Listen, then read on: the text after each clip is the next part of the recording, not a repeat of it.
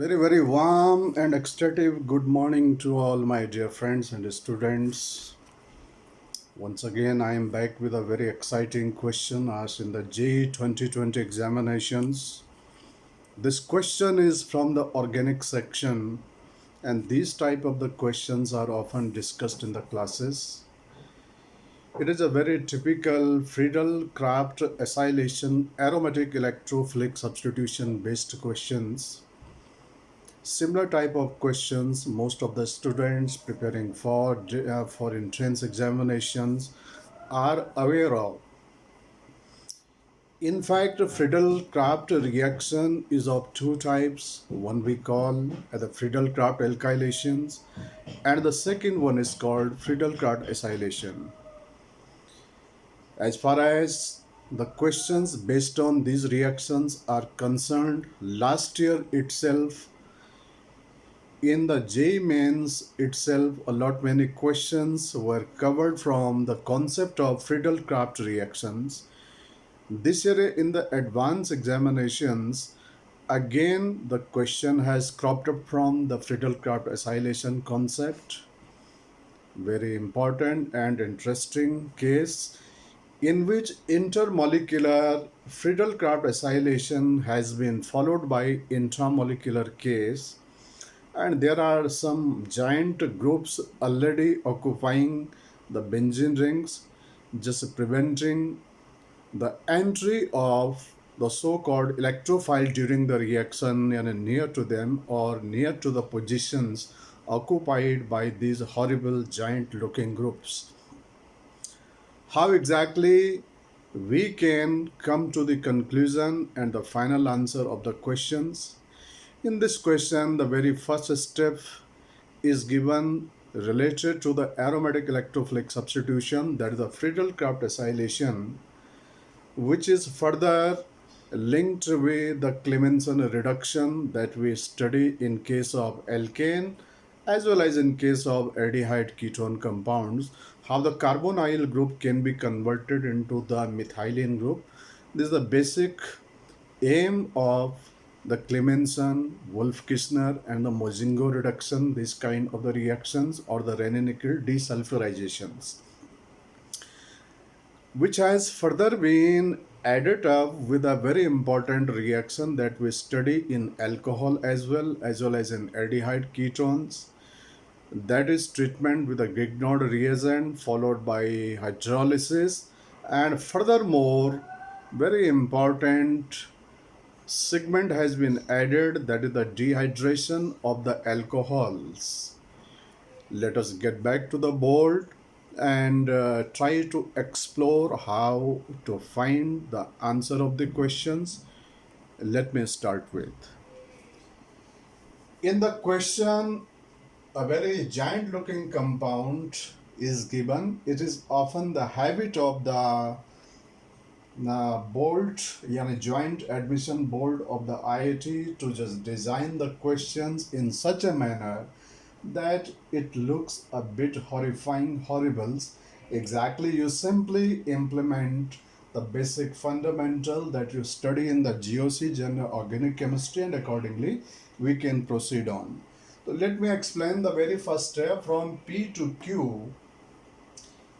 This compound is succinic anhydride in presence of anhydrous AlCl3. This reagent and the benzene ring in the compound itself is an indication that this is a Friedel-Crafts acylation. Followed by this the Clemmensen-Jaeger reductions. We have used here a non-oxidizing acid in this case.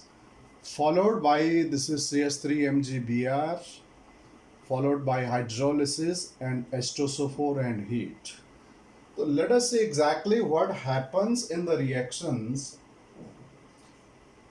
This is aromatic electrophilic substitution case. What exactly is going to happen in this case? Let us have a look on this. The very first thing is that during the reactions you need to generate an, सबसे पहले यहाँ से electrophile form जाके ले लेते हैं. Exactly this is succinic anhydride.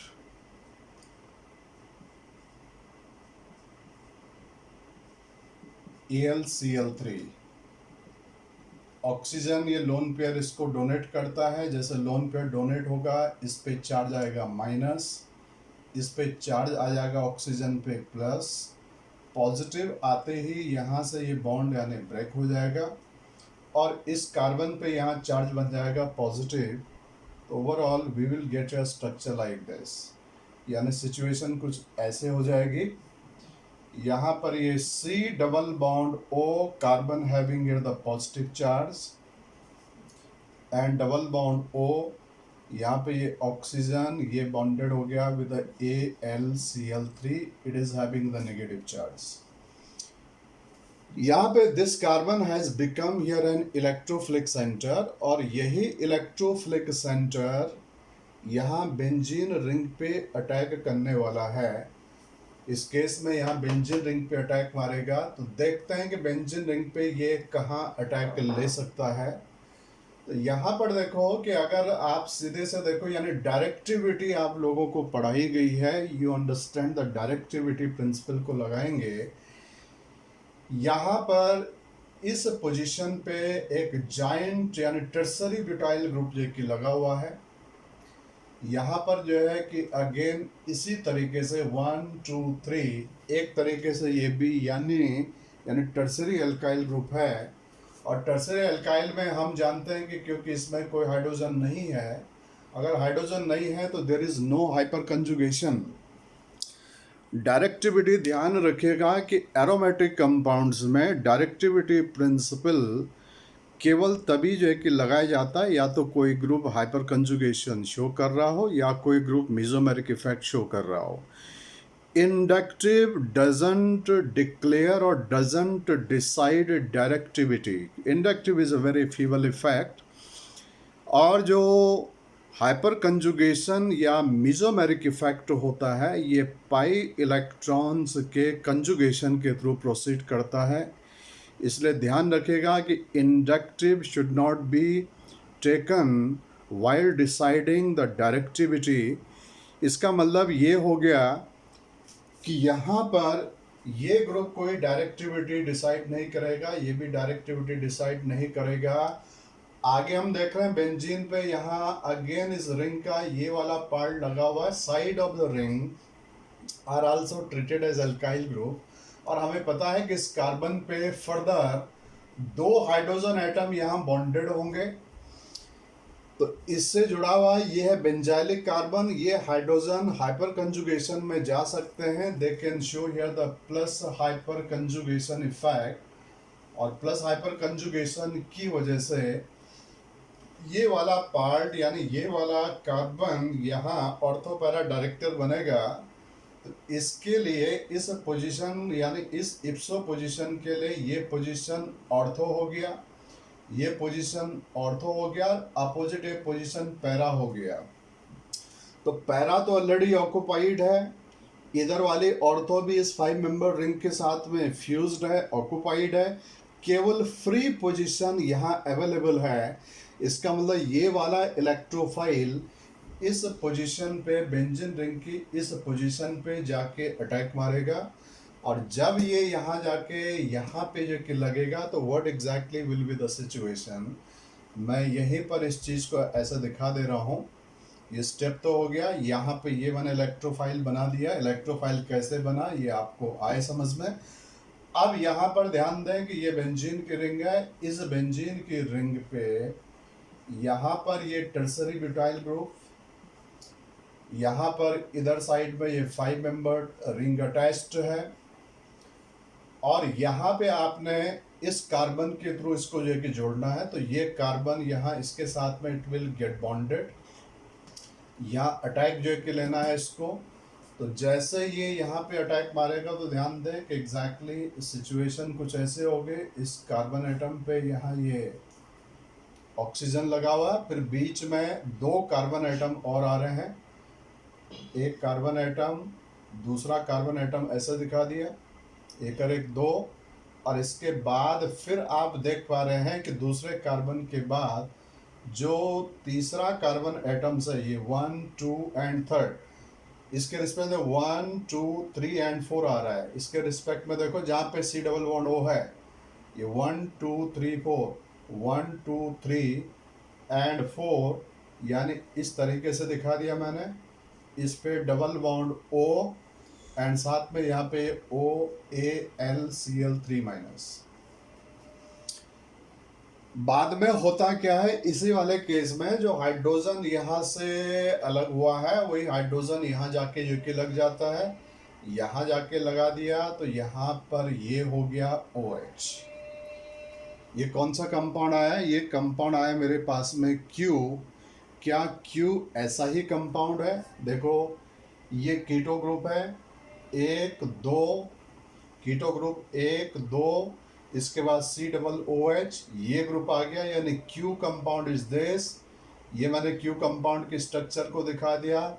It the right answer here. Is it clear? आगे देखो क्या होता है, आगे ये स्टेप दे रखा है zinc amalgam, zinc amalgam and HCl। This is a typical case of the Clemmensen reduction, और क्लेमेंसन में कार्बोनाइल ग्रुप कन्वर्ट होता है CH2 में। साथ में यहाँ ये नॉन ऑक्सीडाइजिंग एसिड H3PO4 दे रखा है। ये क्या करेगा कि यहाँ से जो प्रोटॉन्स है इस ऑक्सीजन के लोन पेयर पे जो है कि इसको प्रोटोनेट करेगा। ध्यान देना कि ये क्लेमेंसन ने इस ग्रुप को कन्वर्ट कर दिया है कहाँ? CH2 में। ठीक है, तो ये मैंने हटा दिया। देखो मैं यहीं पे इंटरप्रिटेशन ले रहा हूँ due to shortage of the space on the board. अब आगे देखो एग्जैक्टली होगा क्या। जैसे ये प्रोटोनेट होगा ऑक्सीजन पे प्लस चार्ज आएगा, प्लस आते ही यहाँ से वाटर बाहर हो गया। वाटर के निकलते ही अब ये कंपाउंड कुछ ऐसी फॉर्म में आ चुका है, यहाँ बेंजीन की ring, this side is a 5 member ring attached, 2 methyl group, यहाँ पे ये टर्सरी ब्यूटाइल ग्रुप ऑलरेडी लगा हुआ है। और यहाँ पे ध्यान दें कि यहाँ पर इस पोजीशन पे 1 2 3 4 4 कार्बन वाली जगह सिचुएशन आपको दिखाई दे रही है, यानी ऐसा केस आ गया है। ये जैसा मैंने ड्रॉ किया एग्जैक्टली उसी तरीके से दिखा रहा हूँ। यहाँ पर डबल बॉन्ड O, अब ये निकल चुका है वाटर, तो जो कार्बन एटम यहाँ पर सिचुएटेड है इस कार्बन एटम पे कैसा चार्ज आ चुका होगा? पॉजिटिव। यानी फिर से आप देखो तो एक तरीके से ये फिर से एक एसाइलियम आयन बन चुका है। अब क्या होगा, यहाँ पर हो जाएगी इंट्रामोलिकुलर रिएक्शन। इंट्रामोलिकुलर रिएक्शन इसी वाले बेंजीन रिंग पे ये वाला पॉजिटिव कहाँ पे अटैक होता है ये भी मैंने बता रखा। हमेशा एडजेसेंट पे साइक्लाइजेशन जो कि होता है, तो एडजेसेंट ये तो ऑक्युपाइड है, और साइक्लाइजेशन का रूल होता है कि इसमें ऑफन 5 और 6 member ring formation is allowed. तो यहाँ से अगर मैं देखूँ तो इसका अटैक इस पोजीशन पे अगर कर दूँ 1 2 3 4 5 एंड 6, इसका मतलब एक 6 मेंबर रिंग का फॉर्मेशन यहाँ होने जा रहा है। ये कार्बन पे ध्यान देना, ये कार्बन कहाँ अटैच होने जा रहा है? यहाँ पर ये बेंजीन की ring, this side is the tertiary butyl group, इधर साइड में ये pentagon 5 member ring has been represented, और यहाँ पर इसके थ्रू एक 6 membered ring formations by the intramolecular Friedel Crafts acylation ये हो गया। ये जो कार्बन है ये कार्बन ने यहाँ पर बॉन्ड बनाए इसके साथ में, तो डेफिनेटली जो ये वाला ग्रुप होगा ये ग्रुप यहाँ एडजेसेंट पे यहाँ नजर आएगा आपको। Is it clear? इसके बाद क्या होना है, यहाँ पर फिर आगे स्टेप, ये कंपाउंड हो चुका है आर। आर क्या है यानी पूछा गया है आर, देखो ये बोला आर इज दिस। इस कंपाउंड में एक कीटो ग्रुप यहाँ दिखा रखा जबकि कीटो ग्रुप आना चाहिए था यहाँ, इसका मतलब this can not be the answer. अब फाइनली जो है कि देखते हैं कि एस कौन सा कंपाउंड होना चाहिए। तो एस कंपाउंड होने के लिए यहाँ दे रखा है ग्रिग्नॉर्ड रेजेंट फॉलोड बाय हाइड्रोलिसिस। अगर ग्रिग्नॉर्ड रेजेंट का रिएक्शन करते हैं तो कीटो पे आपको पता है 3 डिग्री अल्कोहल बनेगा, यानी मिथाइल एज अ कार्बेनाइन और एज अ न्यूक्लियोफाइल यहाँ अटैक मारेगा, पाई इलेक्ट्रॉन ऑक्सीजन पे जाएगा, बाद में हाइड्रोजन लग जाएगा। तो यहाँ पर ये इस तरीके से मेरे पास में ग्रिग्नॉड रिएजेंट के रिएक्शन के बाद जो कंपाउंड बन जाना चाहिए वो कुछ ऐसे आएगा।